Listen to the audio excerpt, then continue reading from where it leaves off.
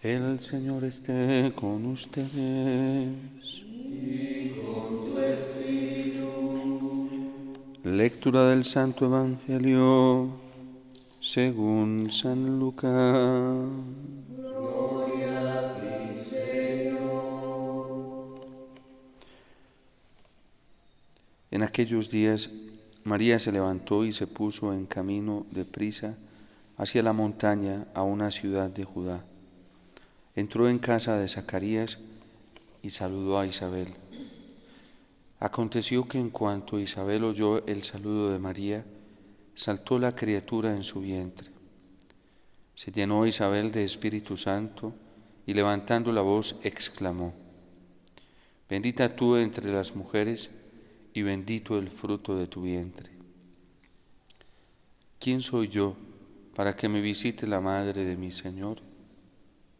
Pues en cuanto tu saludo llegó a mis oídos, la criatura saltó de alegría en mi vientre. Bienaventurada la que ha creído, porque lo que le ha dicho el Señor se cumplirá.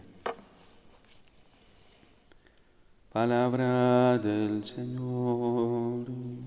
Gloria a ti, Señor Jesús.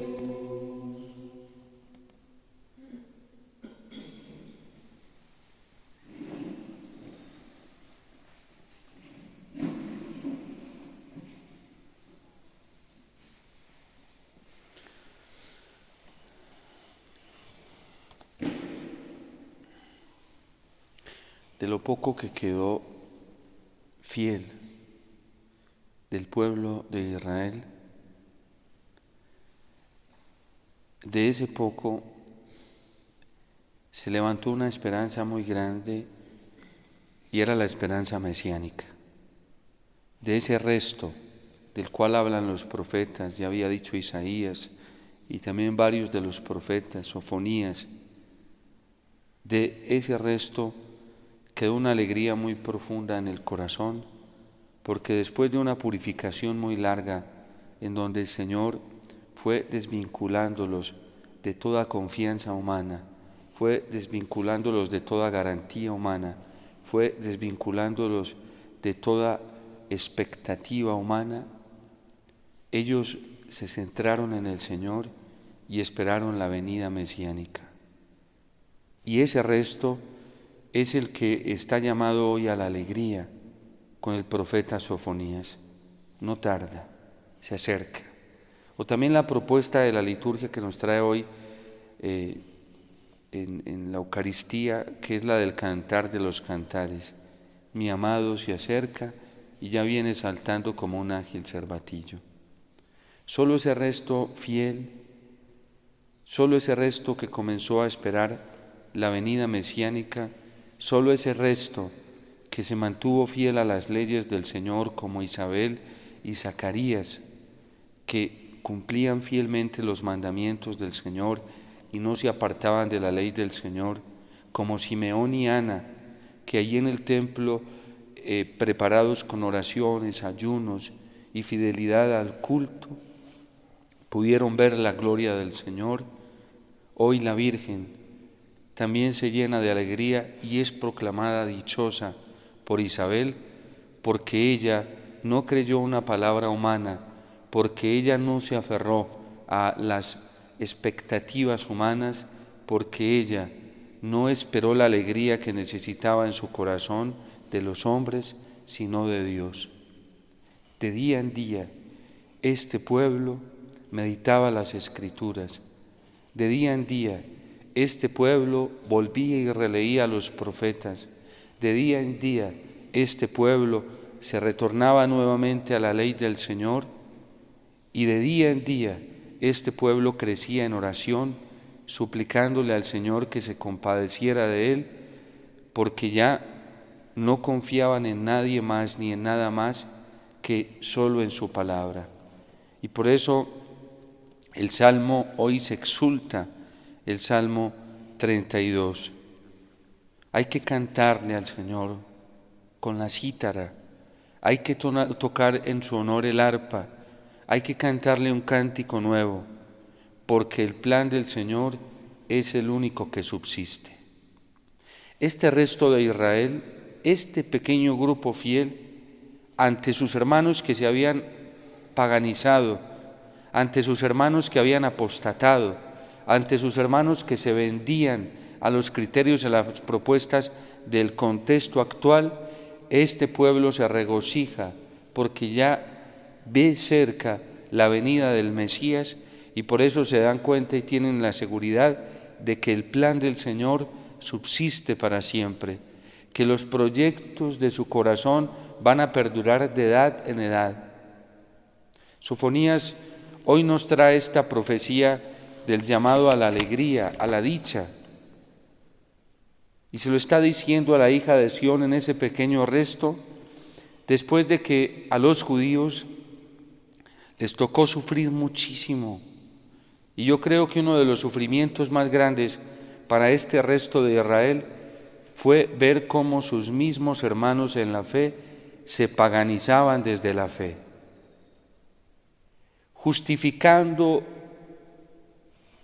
sus malos comportamientos como que heridos y aceptados por Dios, se fueron entregando poco a poco al mundo, se fueron entregando poco a poco a las regiones paganas, se fueron entregando poco a poco al culto pagano, revolviendo la fe judía con los cultos paganos, con las costumbres paganas, con las prácticas paganas.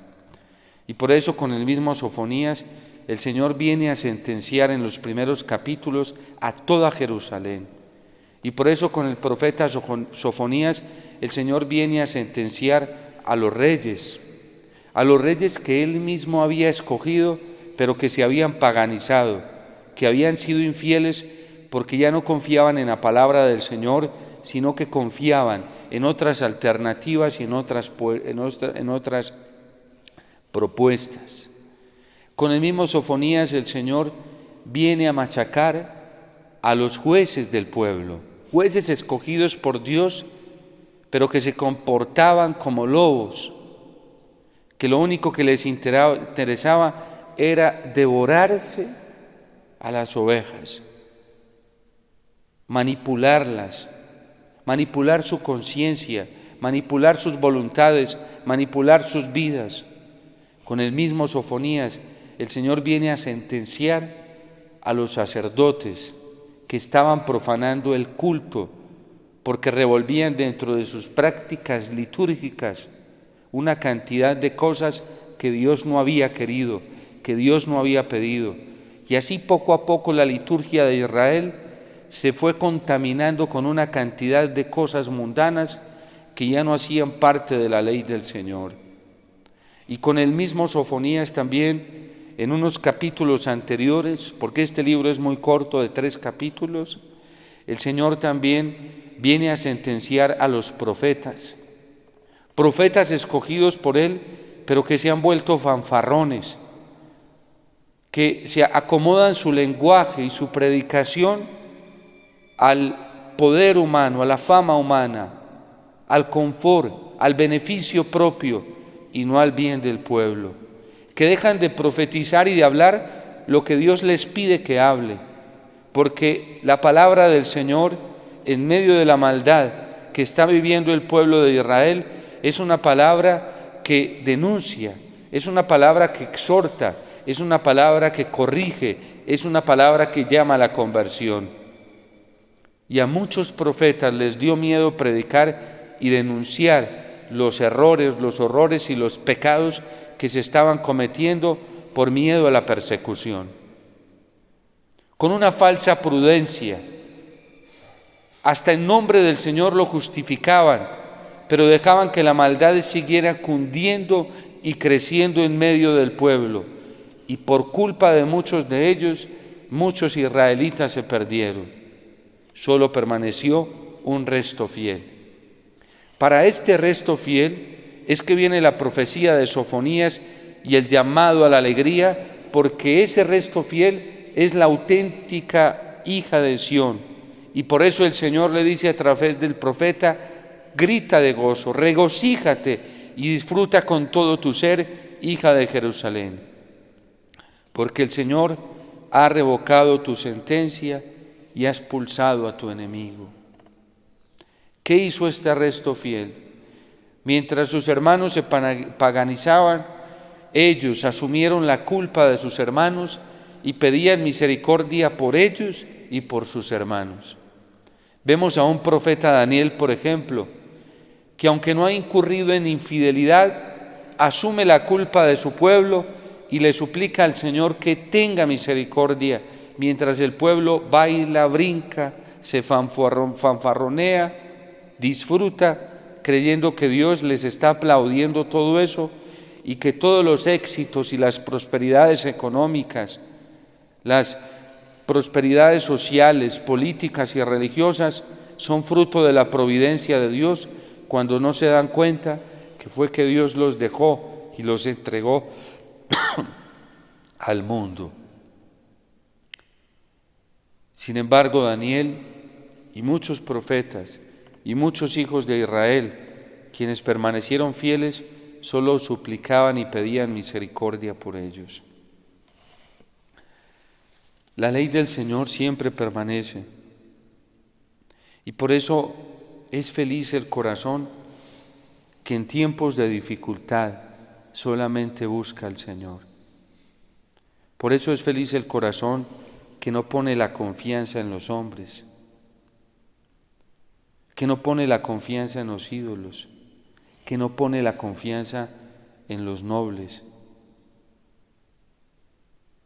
Los salmos son bellísimos en esto, cómo testimonian la confianza del orante solamente en el Señor, no en los poderosos. Porque quien confía en el Señor, todo lo espera de Él. Porque quien confía en el Señor, considera que el único auxilio que tiene es el Señor, que el único escudo para defenderse es el Señor, que no utiliza los discursos humanos, no utiliza los instrumentos humanos para defenderse, sino que cae de rodillas ante Dios para pedirle a Él que lo defienda. Y por eso un corazón así siempre va a terminar alegre, feliz. Pero quien pone su confianza en el mundo, en los hombres, en los ídolos, en los poderes humanos, en las capacidades humanas, en las seguridades humanas, siempre termina mal, muy mal. Y por eso hoy, cuando la Virgen llega a casa de Zacarías donde Isabel, lo único que recibe es una alabanza después de todo su sufrimiento. La Virgen viene en un camino de sufrimiento mientras ve que sus hermanos judíos se paganizan, apostatan de la fe. Eso le duele en el corazón, porque la Virgen contempla cómo muchos judíos se van deteriorando, la fe de muchos judíos se va deteriorando cada vez más. Y la Virgen ve cómo van apostatando del Señor. Y eso le crea sufrimiento. El hecho de que la Virgen termine viviendo en Nazaret no es algo fortuito, casual. Es providencial porque Dios la resguarda, la protege de un ambiente religioso que ya está paganizado, de un ambiente religioso que ya está corrompido. Y fue la manera de proteger, como lo hacía Dios y lo hizo Dios durante todo este tiempo a la Virgen, de proteger la fe de ella, proteger su esperanza, proteger su corazón para que no se paganizara. Nazaret era un lugar muy distante, incluso quedaba lejísimos del templo, muy lejos del culto, muy lejos de la ciudad santa. ¿Por qué terminó ella viviendo en Nazaret? Al otro extremo, en el norte, porque Dios estaba protegiendo la fe de la Virgen. Y en la Virgen estaba protegiendo la fe de un pequeño resto que había quedado fiel, porque en ese tiempo el culto en el templo ya era pagano. Habían revuelto la adoración a Dios, la solemnidad a Dios con la apostasía. Se había mezclado el amor a Dios con el amor al dinero, con el amor a la fama, con el amor a las garantías humanas, se había mezclado en el templo de Jerusalén lo sagrado con lo profano. Y por eso Dios a la Virgen la tenía ya distante, como lo hizo con San José. Y allí tenía que llegar el Emanuel. Y por eso cuando llega a casa de Isabel, le dice: bendita tú entre las mujeres, y bendito este fruto. Y la alegría de Isabel es grande porque ve cómo en la hija de Sión, en la Virgen, ya se están cumpliendo las promesas mesiánicas, porque ella se mantuvo fiel al Señor, se mantuvo fiel a su palabra, se mantuvo fiel a su voluntad. ¿Quién soy yo para que me visites, tú que has sido fiel? En ti permanece la gracia, pues en cuanto tu saludo llegó a mis oídos, la criatura saltó de alegría en mi vientre. Bienaventurada la que ha creído, porque lo que te ha dicho el Señor se cumplirá.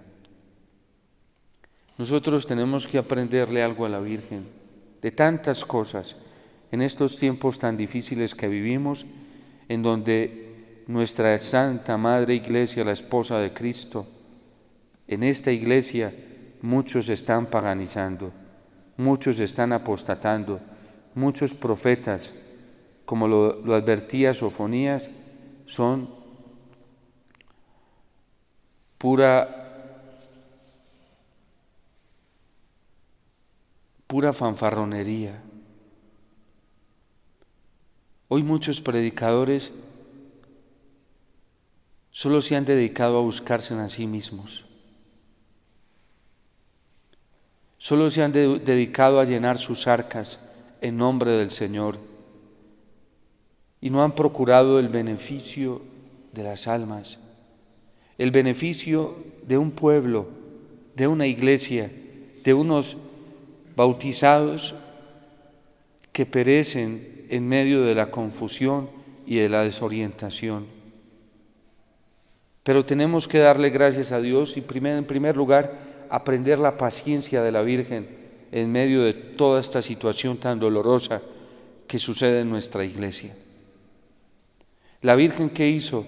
Proteger su fe, dedicarse a orar más, dedicarse a suplicar más, porque ella no confió en sus propios criterios ni en las capacidades que tenía para ayudar a sus hermanos de aquel tiempo. Ella solo se apoyó en Dios como su único auxilio y por eso reforzó mucho más la oración, la súplica, la petición, porque así lo indicaban los profetas, porque así lo habían hecho los fieles de Yahvé. Dedicarse a orar más y con mayor confianza. Este es un tiempo en el que nosotros tenemos que darnos cuenta y reconocer y tomar conciencia que la salvación de la iglesia no depende de nosotros, que la reforma de la iglesia no depende de ninguno de nosotros. El gran secreto de San Francisco de Asís fue la fidelidad a la palabra del Señor, y por eso al Papa no le presentó ninguna otras constituciones más que el Evangelio, porque él quería ser evangelio viviente. La verdadera reforma de la iglesia, la transformación de este nuevo pueblo de Dios, empieza con la fidelidad paciente de cada católico a la voluntad del Señor, a los mandamientos del Señor, a la palabra del Señor. Y ninguno tiene excusa para decir que no tiene cómo conocer la palabra del Señor, porque el libro se nos ha entregado como se le entregó a Juan en el Apocalipsis y pudo comerlo. Y quien no lo come es porque no quiere, porque sí se está comiendo otras cosas, porque está ingiriendo otras cosas, a lo mejor basura que no sirve para tener su corazón vinculado al Señor. Hemos dejado el Evangelio a un lado por escuchar pura fanfarronería. Dentro de la iglesia hemos dejado la palabra del Señor, la Sagrada Escritura a un lado, por ponernos a escuchar una cantidad de falsos profetas que hoy prosperan dentro de la iglesia, a costas de la iglesia y en nombre de ella, pero son fanfarrones, falsos profetas. Y menos mal, Dios ya va haciendo justicia y va destapando las ollas lentamente, poco a poco, para que nos demos cuenta de la podredumbre que hay en estas ollas. Y para que no bebamos, no comamos de lo que aquí se cocina.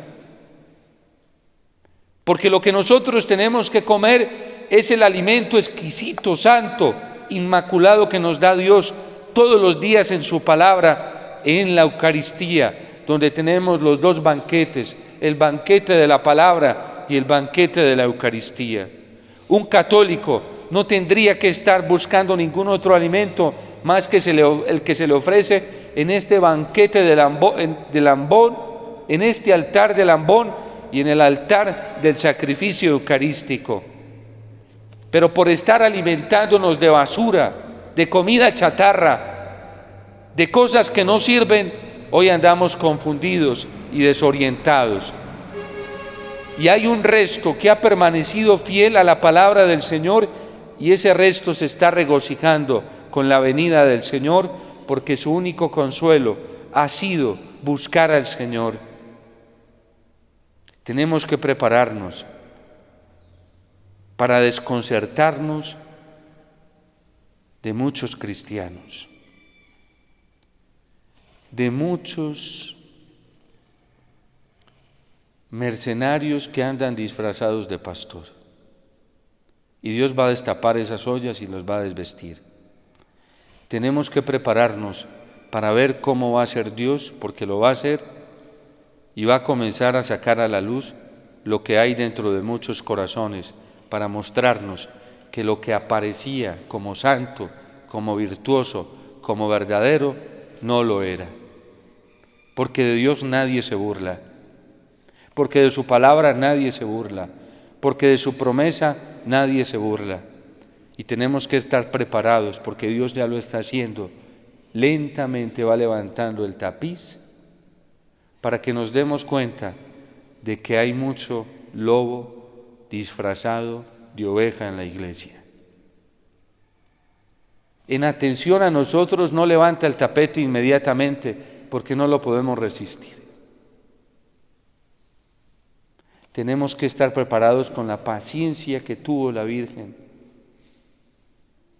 en su corazón, porque a ella le tocó ver eso, cómo lo que aparecía de litúrgico, de manifestación de fe, de vida judía, de vida de fe en el pueblo y de amor a Dios, no era amor a Dios.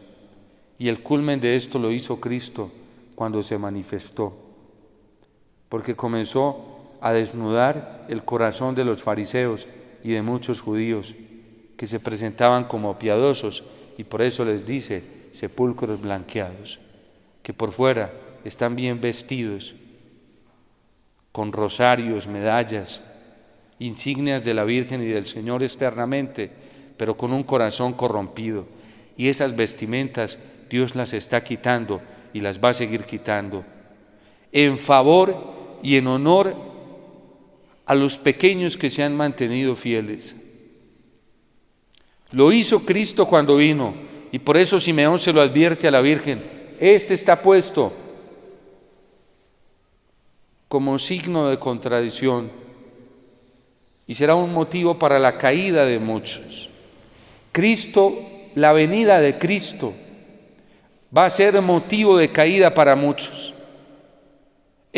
Hoy Dios ya nos está adelantando el regalo de Navidad, porque va desvistiendo la corrupción, la va desvistiendo poco a poco. Hay cristianos que sufren hoy porque creen que están en el error, por querer ser fieles al Señor. Hay obispos que están sufriendo, pocos, pero están sufriendo porque creen que ellos son los que están en el error, cuando en la jerarquía va avanzando la apostasía y la perversión. Pero para ellos es esta profecía de Isaías: alégrate, Para ellos es esta palabra de Isabel: dichoso, dichosa tú, que has permanecido fiel a la palabra del Señor. Hay sacerdotes sufriendo hoy, muy pocos, porque creen que son ellos los que están en el error, pero el Señor se acerca. Ya se va deslumbrando la manifestación mesiánica para decirles que deben estar en alegría. Hay católicos, muy pocos, que han sufrido mucho durante este tiempo por ser fieles a la palabra del Señor, y hoy les llega este anuncio del Evangelio, de la profecía de Sofonías, para decirle: alégrate porque se acerca. Hay que poner cuidado, porque en un tiempo de tanta confusión y de tanta revuelta, lo único que nosotros tenemos que hacer es permanecer fieles a la palabra del Señor. Cada vez tenemos que estar más aferrados a la oración, a la Eucaristía, a la adoración eucarística, al rezo del Santo Rosario y a la meditación de la palabra del Señor. Y dejar de escuchar fanfarronería, porque hoy los falsos profetas dentro de la iglesia abundan, se han propagado en una manera impresionante y rápida. La pandemia fue una oportunidad para comenzar a ver cómo Dios iba sacando a la luz lo que estaba escondido, y lo va a seguir sacando, y lo que nos va a tocar ver va a ser muy tremendo.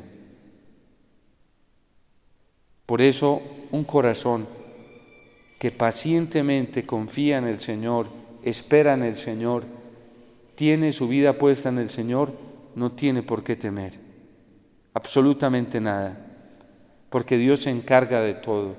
Y por eso el salmista lo dice hoy: el plan del Señor subsiste para siempre, sus proyectos, los proyectos de su corazón, de edad en edad. Dichosa la nación cuyo Dios es el Señor. Dichosos los sacerdotes, felices los que hoy lo esperan todo del Señor y no de los hombres. Felices aquellos obispos que hoy lo están esperando todo del Señor y que están dejando el cuero en el alambrado por amor a las ovejas, por amor a los fieles y por ser fieles al Señor. Dichosos, porque a ellos se les avecina ya la manifestación mesiánica. Dichosos los católicos, que son muy pocos, no son los de las redes sociales, porque hoy muchos predicadores se han vendido para que YouTube no los censure y han dejado de predicar la verdad para que no les quiten la oportunidad de tener tendencia y bastantes seguidores, como si esa fuera la única plataforma para evangelizar. La gran plataforma para evangelizar es el corazón de cada persona. A mí me tiene fascinado esta misión que estamos viviendo aquí en el Cauca. Puerta a puerta, casa a casa, persona a persona. Es increíble. Es la plataforma más grande para entrar en contacto con la manifestación misma de Dios, que crea a cada persona imagen y semejanza suya y que lo ha hecho su hijo y su hija. Pero hoy algunos absurdamente se han hecho dependientes de lo que este señor, YouTube o Facebook o Twitter, les pueda brindar, como si la vida cristiana, la evangelización dependiera de eso. Recuerdo unas palabras proféticas de Benedicto XVI en una carta que escribió a los obispos cuando acogió a algunos obispos de Lefebvre. Y dice: me temo, se lo decía la Curia Vaticana, que el día de mañana la única fuente de información sea el Internet, como si fuera la única fuente de información. Pero por eso tenemos que estar muy alegres, muy regocijados en el Señor, y debemos, en la paciencia y en la fidelidad, esperarlo todo del Señor, de nadie más. Cuando la situación se pone más cruda dentro de la iglesia, pero más beneficiosa para los cristianos que quieren ser fieles. Porque esto lo único que va haciendo va sacando a la luz lo que está escondido, tanta corrupción. Hoy lo que se dice católico no es tan católico. Y a lo que se le reconoce como amor de Dios no es verdadero amor de Dios. Lo que se manifiesta como amor al prójimo no es verdadero amor al prójimo. Por eso Benedicto XVI, en la encíclica Caridad en la Verdad, nos dice que cuando la caridad no tiene verdad, es un envoltorio vacío, que se puede llenar de cualquier antojo. Pero Dios va a desvestir todo eso y lo está desvistiendo, porque eso solamente lo hace el Señor. Decían nuestros abuelos, no todo lo que brilla es oro. Hoy no todo lo que tiene una insignia externa de católico, de devoción, de piedad, de religioso, no lo es. Detrás de un clériman se puede esconder muchísima mentira, muchísima corrupción. Detrás de una sotana se puede esconder mucha mentira, mucha corrupción, mucho paganismo, mucho pecado. Detrás de un hábito se puede esconder mucha cosa, mucha mentira, mucho error, mucha confusión, mucha ambigüedad. Y lo ambiguo sabemos que no viene de Dios.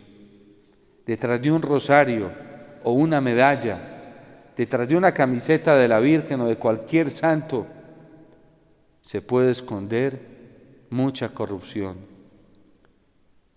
Detrás de las túnicas de los fariseos, detrás de las filacterias que se ponían en sus hábitos, se escondía mucha corrupción, y por eso el Señor los llamaba sepulcros blanqueados.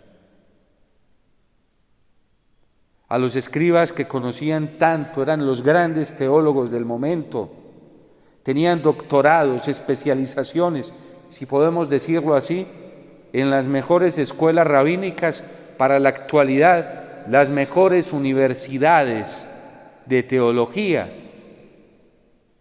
Y el Señor les decía, ustedes se creen los dueños del saber, pero no hacen sino confundir a la gente.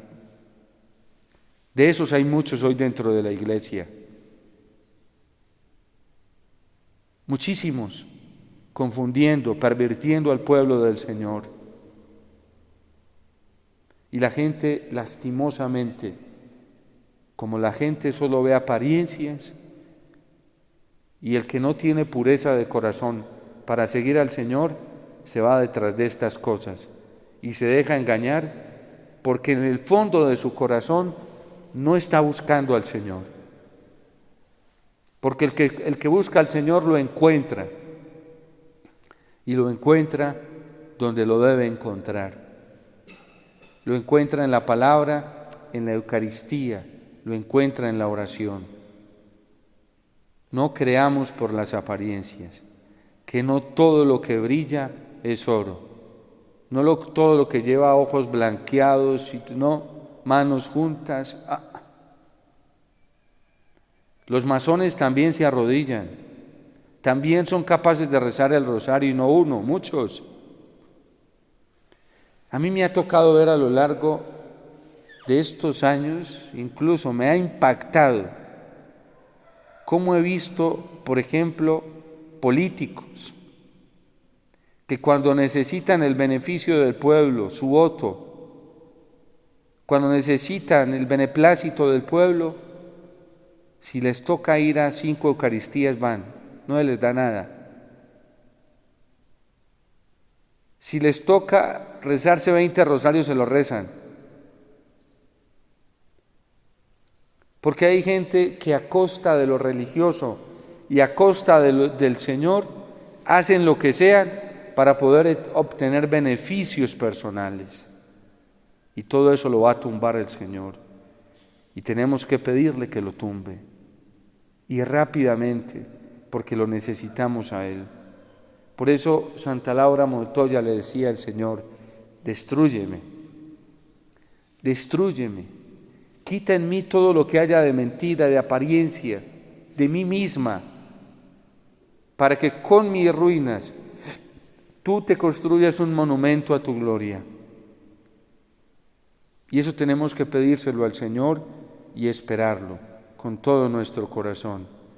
Por eso no tengamos miedo, alegrémonos, regocijémonos en la palabra del Señor, estemos felices en el Señor, que el tesoro más grande que podemos tener es la esperanza de la venida del Señor y poder disfrutar ya en pocos días de esta venida intermedia del Señor a través de la liturgia, el 24 en la noche, 25 de diciembre, donde celebraremos la Natividad del Señor.